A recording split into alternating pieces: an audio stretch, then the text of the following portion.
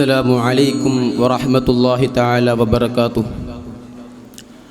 أعوذ بالله من الشيطان الرجيم. بسم الله الرحمن الرحيم. الحمد لله نحمده ونستعينه ونؤمن به ونتوكل عليه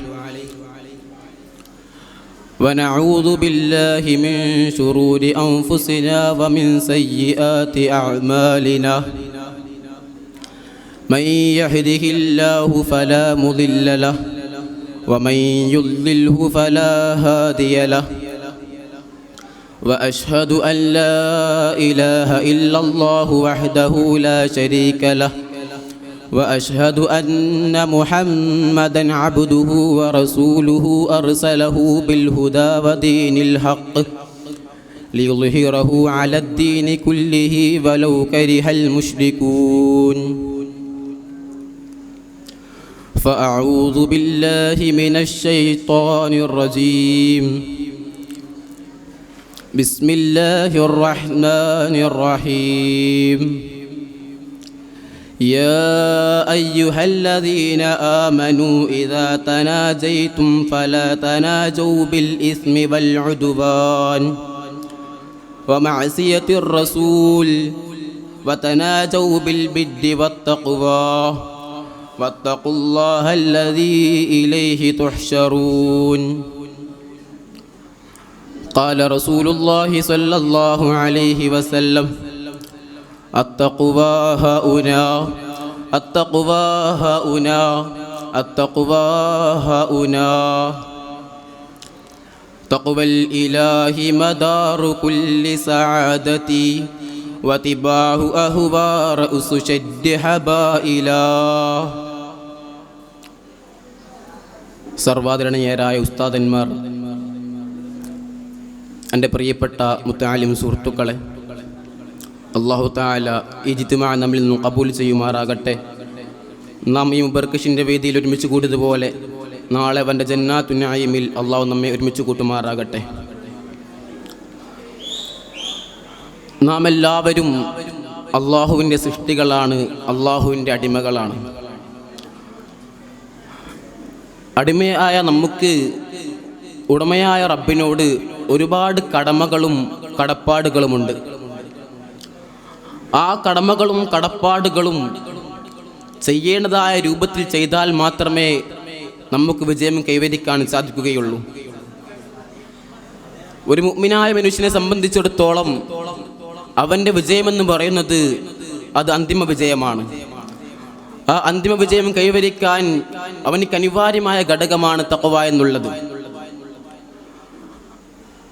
അതാണ് ഖുർആനിലൂടെ പഠിപ്പിക്കുന്നത്. വൽആഖിബത്തു ലിൽ മുത്തഖീൻ. അതേ അന്തിമ വിജയം എന്നുള്ളത് മുത്തഖീങ്ങൾക്കാണ്, തഖ്വയുള്ളവർക്ക് മാത്രമാണ് അന്തിമ വിജയം. എന്താണ് ഈ തഖ്വ എന്ന് പറഞ്ഞാൽ? ഒരു മുഅ്മിനായ മനുഷ്യന്റെ ഹൃദയത്തിൻ്റെ അകത്തലങ്ങളിൽ നിന്നുണ്ടാകേണ്ടതാണ് തഖ്വ. ഏതൊരു കാര്യം ചെയ്യുമ്പോഴും ഇത് മുഴുവനും എൻ്റെ റബ്ബ് കാണുന്നുണ്ടല്ലോ എന്ന ഒരു പേടിയോടുകൂടിയായിരിക്കണം. അതാണല്ലോ ഫജ്ർ സൂറത്തിലോടുകൂടി അല്ലാഹു പറയുന്നത്: ഇന്ന റബ്ബക ലബിൽ മിർസാദ്. തീർച്ചയായും നിന്റെ റബ്ബ് നിന്നെ സസൂക്ഷ്മം നിരീക്ഷിക്കുന്നവനാണ്. ഞാൻ ചെയ്യുന്ന പ്രവൃത്തിയും ഞാൻ ചിന്തിക്കുന്ന ഈ ചിന്തകളും എൻ്റെ റബ്ബിന് തൃപ്തി ഉണ്ടാകുമോ, അവൻ ഇഷ്ടപ്പെടില്ലേ എന്നൊരു പേടി എൻ്റെ മനസ്സിൻ്റെ അകത്തലങ്ങളിൽ ഉണ്ടാകുമ്പോഴാണ് അവനക്ക് തഖ്വയുണ്ടാകുന്നത്. അതാണല്ലോ ഹബീബുനാ റസൂലുള്ളാഹി സ്വല്ലല്ലാഹു അലൈഹി വസല്ലമ തങ്ങൾ ഒരു സന്ദർഭത്തിൽ സ്വഹാബത്തിനോട് പറഞ്ഞില്ലേ: അല്ലയോ സ്വഹാബ, അത്തഖ്വാ ഹഉനാ അത്തഖ്വാ ഹഉനാ അത്തഖ്വാ ഹഉനാ എന്ന് ഹൃദയത്തിലേക്ക് ചൂണ്ടിക്കൊണ്ട് പറയുകയാണ്. അതേ തഖ്വ ഹൃദയത്തിലാണ്, തഖ്വ ഹൃദയത്തിലാണ്. തഖ്വയില്ലാതെ നമുക്ക് യാതൊരു വിജയവും കൈവരിക്കാൻ സാധ്യമല്ല. മഹാനായ റസൂലുള്ളാഹി സ്വല്ലല്ലാഹു അലൈഹി വസല്ലമ തങ്ങൾ സ്വഹാബത്തിന് പഠിപ്പിച്ചു കൊടുക്കുകയാണ്. അതേ തഖ്വ ഹൃദയത്തിലാണ്. തഖ്വയില്ലാതെ നമുക്ക് യാതൊരു വിജയവും കൈവരിക്കാൻ സാധ്യമല്ല. നാം നിസ്കരിക്കുന്നതായ നിസ്കാരങ്ങളും നാം നോറ്റിവിട്ടുന്നതായ നോമ്പുകളും ഇത് മുഴുവനും നാം ചെയ്യുന്നത് തഖ്വയോടുകൂടിയാണോ എന്ന് നാം ചിന്തിക്കേണ്ടതുണ്ട്. എന്നാൽ റബ്ബ് കാണുന്നുണ്ടല്ലോ എന്ന ചിന്തയോടുകൂടെ അള്ളാഹുവിനെ ഭയന്നുകൊണ്ട് ഏതെങ്കിലും ഒരു പ്രവൃത്തി നാം ചെയ്യുന്നുണ്ടോ എന്നും നാം ചിന്തിക്കേണ്ടതുണ്ട്. അതാണല്ലോ മഹാനായ ഇബ്നുൽ ഖയ്യൂമുൽ ജൗസിയ്യി അദ്ദേഹത്തിൻ്റെ ഗ്രന്ഥത്തിലേതൊരു സംഭവമാണ്. മക്ക എന്ന് പറയുന്ന മഹനീയമായ പ്രദേശത്ത് ജീവിക്കുന്ന ഒരു പെണ്ണ്, നല്ല സുന്ദരിയായ പെണ്ണാണ്. ഏതൊരു പുരുഷനും കണ്ടാൽ ആഗ്രഹിച്ചു പോകുന്നതായ പെണ്ണ്. ഒരു ദിവസം അതാ ഫനളർതു യൗമൻ ഇലാ വജ്ഹിഹാ ഫിൽ മിർആത്ത്, ആ പെണ്ണതാ ഒരു ദിവസം കണ്ണാടിയിൽ നോക്കിയപ്പോ ആ പെണ്ണിന് ബോധ്യപ്പെടുകയാണ്, അതേ നാ നല്ല മുഞ്ചുള്ള നല്ല സുന്ദരിയായ പെണ്ണാണ്. ഏതൊരു പുരുഷൻ കണ്ടാലും എന്നെ ആഗ്രഹിക്കുന്നതായ നല്ലൊരു സുന്ദരിയായ പെണ്ണാണെന്ന് അവൾക്ക് ബോധ്യമായപ്പോ ആ പെണ്ണതാ പെണ്ണിന്റെ ഭർത്താവിനോട് ചോദിക്കുകയാണ്,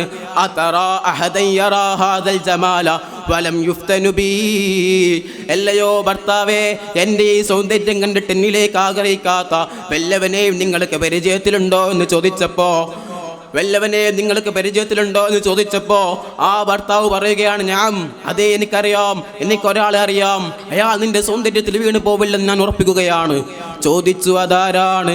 അത് ഉബൈദ ബിൻ ഉമൈറയാണ്.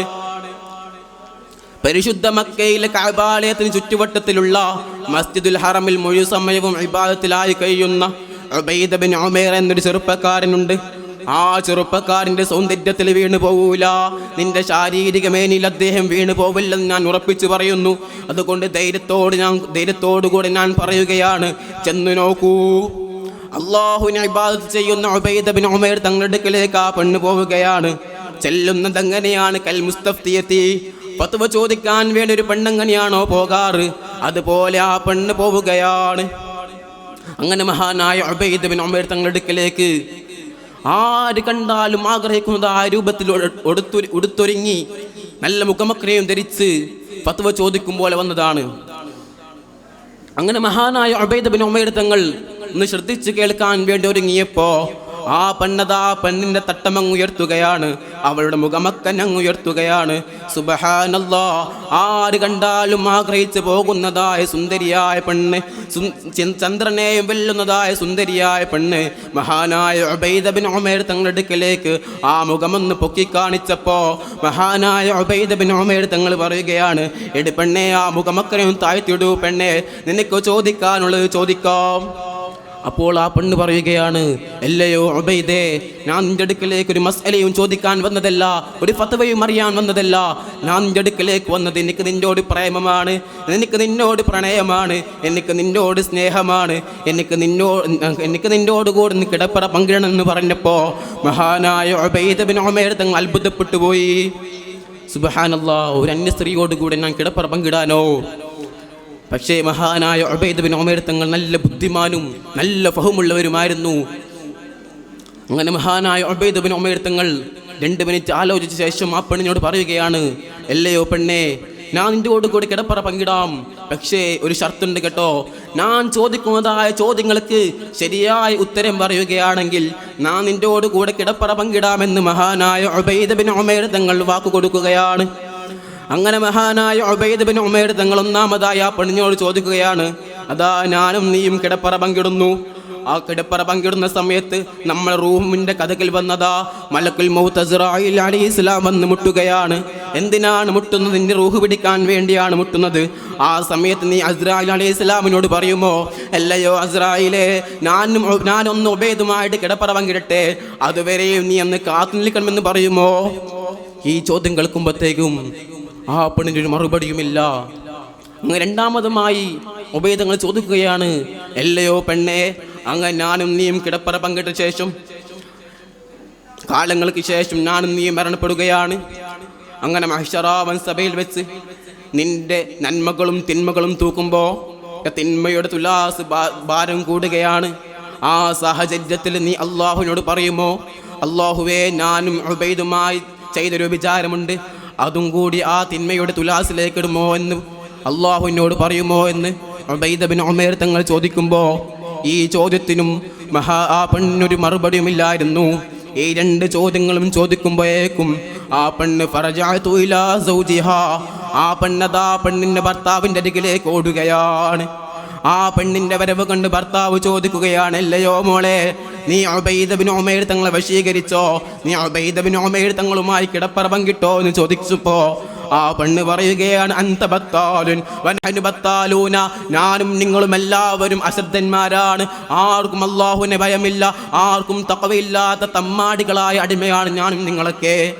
ഇത് കേട്ടപ്പോ ആ ഭർത്താവ് അത്ഭുതപ്പെട്ടു പോയി. സുബ്ഹാനല്ലാഹ്, വ്യഭിചാരത്തോടുകൂടി പോയ പെണ്ണ് തിരിച്ചു വരുന്നത് സ്വാലിഹത്തായിട്ടാണ് വരുന്നത്, തഖ്വയിലേക്ക് കയറിയിട്ടാണ് വരുന്നത്. നോക്കൂ സുഹൃത്തുക്കളെ, ഈ പെണ്ണ് ഇങ്ങനെയൊക്കെ മാറാനുള്ള കാരണം മഹാനായ ഉബൈദ് ബിൻ ഉമൈർ തങ്ങളുടെ തഖ്വയാണ്.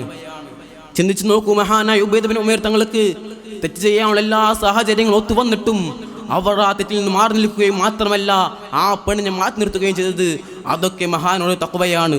അതുകൊണ്ട് തഖ്വയുണ്ടെങ്കിൽ മാത്രമേ നമുക്ക് വിജയിക്കാൻ സാധിക്കുകയുള്ളൂ. അള്ളാഹു നമുക്ക് എല്ലാവർക്കും തഖ്വ നൽകുമാറാകട്ടെ. മരിക്കുന്ന സമയത്ത് തഖ്വയോടുകൂടി മരിക്കാൻ തൗഫീഖ് ചെയ്യുമാറാകട്ടെ. ഇത്രയും പറഞ്ഞുകൊണ്ട് ഞാൻ നിർത്തുന്നു. അസ്സലാമു അലൈക്കും വറഹ്മത്തുള്ളാഹി തആല വബറകാതുഹു.